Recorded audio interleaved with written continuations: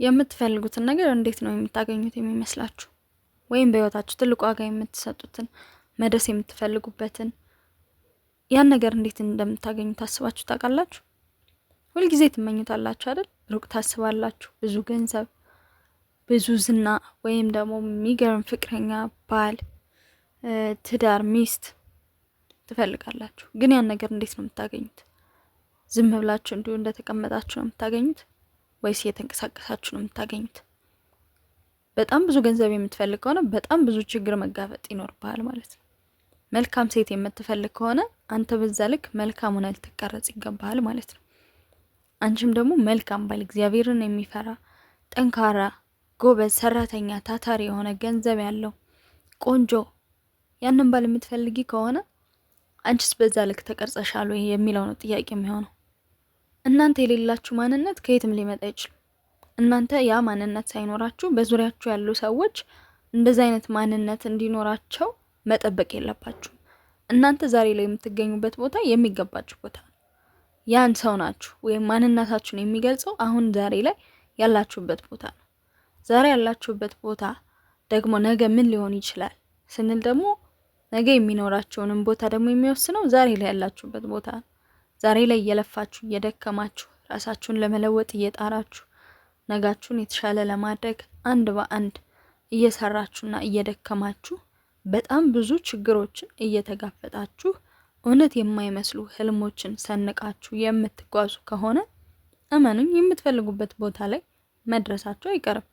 ግን ደግሞ ያለምንም ህልም እንዲሁ በባዶ ቁጭ ብሎ ነገን ብዙ ገንዘብ፣ ነገን ጥሩ ትዳር፣ ነገን የተሻለ ነገር የሚጠብቅ ሰው አለ። ይሄ ነገር ለኔ እንዴትም ሆኖ ግልጽ ሆኖ ሊታየኝ አይችልም። ቀጣይ የምትኖሩትን ህይወት የሚወስነው የዛሬ ማንነታችሁ ነው።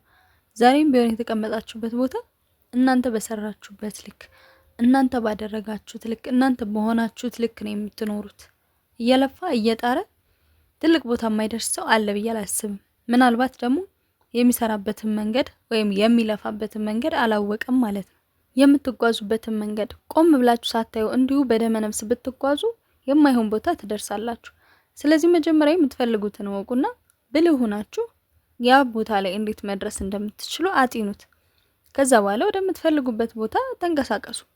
ከዛ ውጪ ግን እንዲሁ ቁጭ ብሎ ነጋችን የተሻለ ይሆናል ማለት በጣም ከባድ ነው። ሊሆን ይችላል እንግዲህ እሱ የእድል ጉዳይ ካልሆነ በስተቀር ግን ከባድ ነው እና አብዛኛው ሰው በገንዘብ እንዲሁም በትዳር የአብዛኛው ሰው ትልቅ ቁልፍ የሚባሉ ነገሮች ናቸው ብዬ ነው በህይወት እና በገንዘብ ሳይሰራ ገንዘብ የሚመኝ ሰው አለ። በትዳርም ደግሞ እንዲሁ ከራሱ ኑሮ ጋር ከራሱ ማንነት ጋር ማች ማያረገውን ሰው ሲመኝ ይታያል ብዙ ሰው ማለት ነው። እና አንቺ አንባቢ ነሽ ወይ መጀመሪያ ወይስ አንተ አንባቢ ነህ ወይ? አንባቢ ሴት ወይም ወንድ የምትፈልጉት ማለት ነው። እናንተ ገንዘባችሁ ምን ያክል ነው? ወይም የስራ ፍቅራችሁ ምን ያክል ነው? የስራ ፍቅር ያለው ሰው የምትፈልጉት። እሺ እናንተ ራሳችሁን ለማሻሻል ከእግዚአብሔር ጋር ጥሩ ግንኙነት እንዲኖራችሁ ምን ያክል እየጣራችሁ ነው? እንደዛ አይነት ሰው እየፈለጋችሁ ያላችሁት። ስለዚህ ሰው የሚስበው መሰሉን ነው፣ የሚመስለውን ይስባል። በሰውም ሆነ በገንዘብ ማለት ነው። በጣም ኃይለኛ አቅም ኖራችሁ የምትደክሙ የምትሰሩ ብልጡ ናችሁ። የምታደርጉትን እያንዳንዱን እንቅስቃሴያችሁን የምታውቁ ከሆናችሁ ገንዘብ ወደ እናንተ ይመጣል። ምክንያቱም እየለፋችሁ ነው፣ ብልጥ ናችሁ፣ ብልህ ናችሁ። ማድረግ ያለባችሁንም ታውቃላችሁ። ከዛ ደግሞ የምትፈልጉትን አይነት ሰውም እንደዚሁ ለመሳብ እናንተ ያን ሰው መምሰል አለባችሁ። ያን ሰው ስትመስሉ ያ የሚመስላችሁን ሰው እናንተ እየሳባችሁ ትሄዳላችሁ፣ ወይም ያ ሰው በሚውልበት ቦታ ላይ መዋል ትጀምራላችሁ። ያኔ የምትፈልጉትን ሰው ታገኛላችሁ ማለት ነው።